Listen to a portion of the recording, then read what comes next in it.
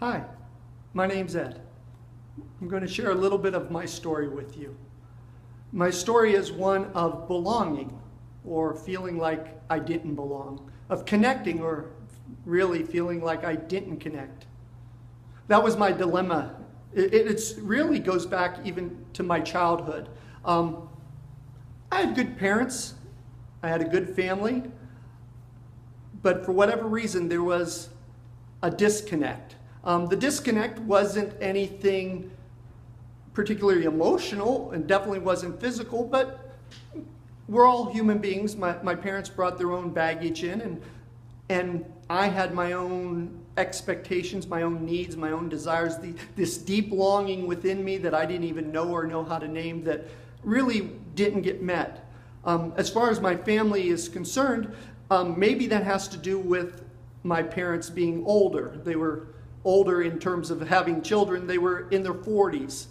Or just hitting 40 when I came along. My siblings, an older brother and sister, were 11 and 15 years older than me. So by the time I have memories of the house, they were pretty much out of the house. So connecting with them, I remember even as a child thinking about, if I ever have kids, I don't want to be as old as my parents were. That really stuck with me even when I came to have kids. It shaped me quite a bit.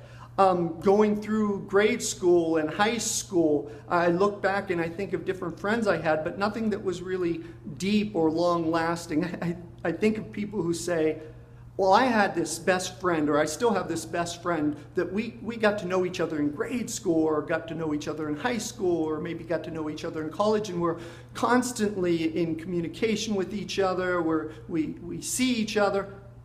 My heart longed for that for a long time. My heart desired that. I didn't know why. I didn't know how to do it, but certainly in my upbringing, I didn't have that. I had friends I hung out with and would go through seasons where they would come and they would go, but I don't look back and go, yeah, there was this long-term, man, this guy and I we were close, and we still are close. And so there was an inner longing that I didn't really know I had, but looking back, I can really see it. I can really identify it.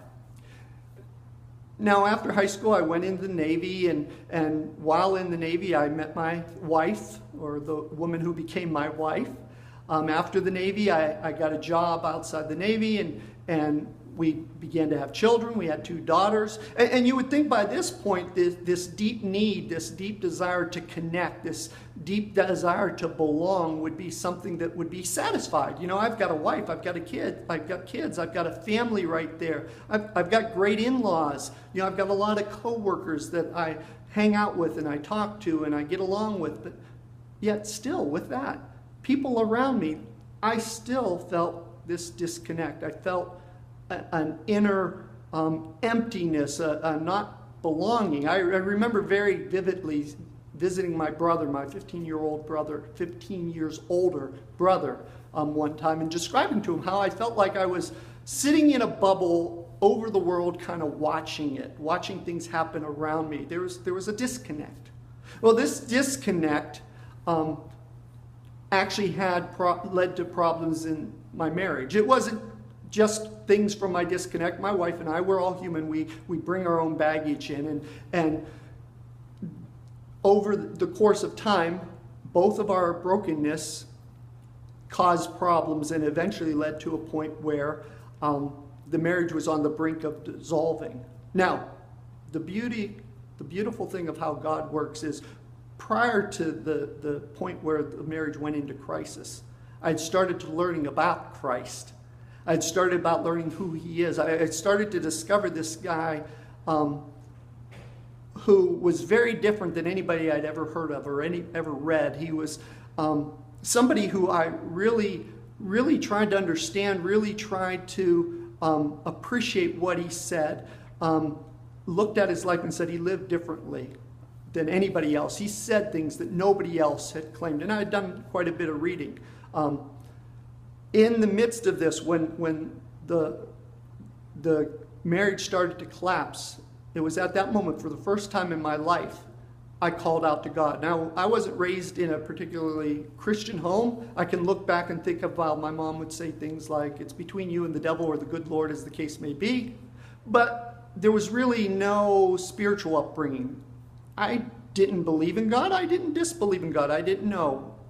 I'd never even heard of God. In fact, when I started reading about Jesus Christ, the only thing I knew is I'd heard his name somewhere along the way. I didn't know anything about him. And so when my marriage starts to collapse and I've started hearing about Christ and I start to hear about the God he's talking about, in the midst of that crisis, I cried out, God help. God help. And in that moment, he met me in my brokenness. He met me in the world of a foreigner, although I didn't know it at the time and I wouldn't have described it at that time. He met me at the point of need, of belonging, of connecting. And really, even as I say this, it's kind of letting me know and giving me an insight I'd never had before this moment, was that connecting. He connected with me by basically offering me a choice. You can fight against what your wife has said, or you can let me change you, your choice. In that moment, I connected with God saying, change me. For whatever reason, by the grace of God, I didn't choose to fight to be right. I chose to allow him to change me. And over the course of the next few years, couple years, 2.5 years, God began to change me. One of the first things he did in the process, this was an ongoing, this wasn't a one-day event, but he started teaching me how to love. Again, my view of love prior to that was, if my wife loves me, then certain things will be done around the house, like mom used to do, right? Certain love will be expressed in certain ways.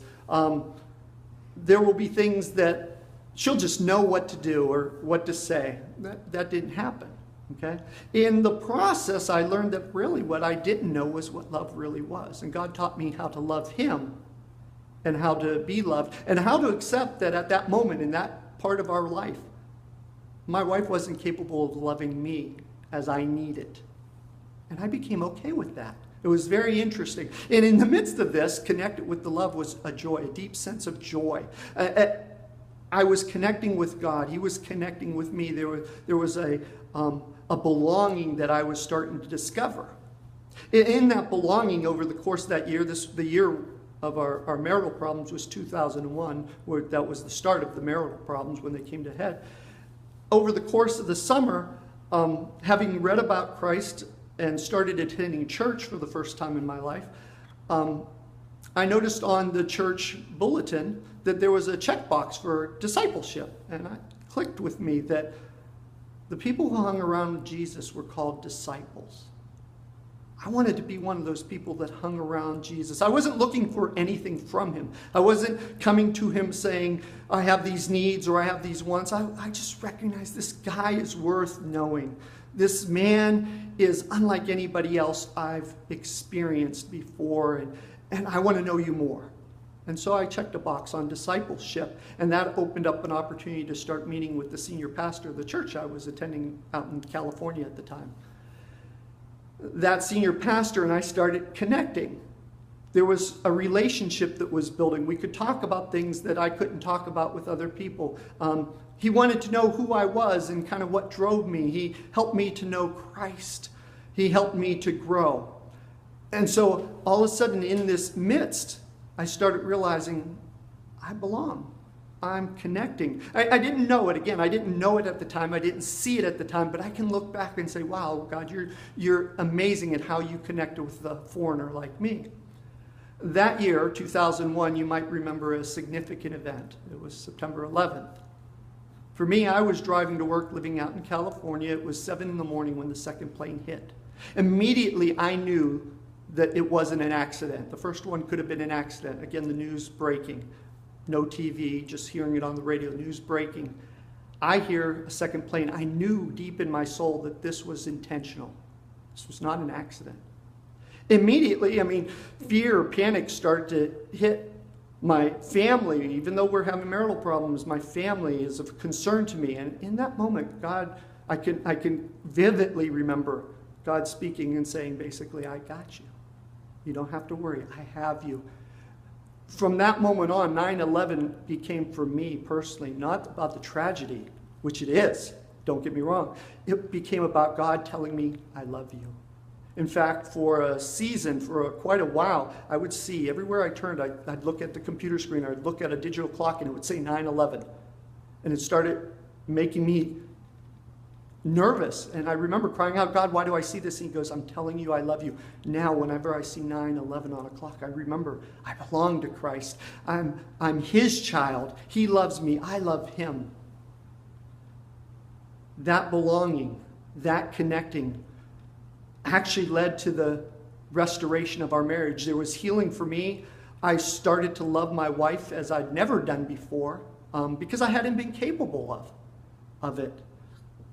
And from that point on, God started to doing a work in our marriage. And in 2003, about 2.5 years, 2.5 years after the marriage crisis started, we were restored, and we've been married well over 25 years now.